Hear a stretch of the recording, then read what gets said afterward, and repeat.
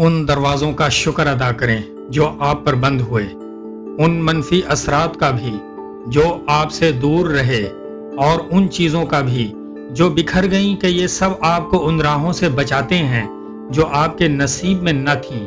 ज़िंदगी में हमेशा सब कुछ हमारी मर्ज़ी के मुताबिक नहीं होता। कभी कोई दरवाज़ा बंद हो जाता है, कभी कोई रिश्ता टूट जाता है, और कभी माहौल जहर सा लगने लगता है।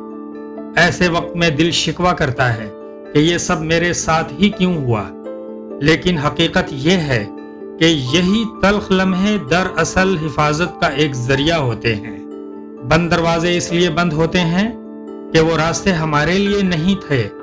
टूटे हुए ताल्लुक इसलिए बिखरते हैं कि वो दिल के सुकून के लायक न थे, और मनफी लहरें इसलिए टकराती हैं कि हमें अपनी असल राह पर वापस लाएं।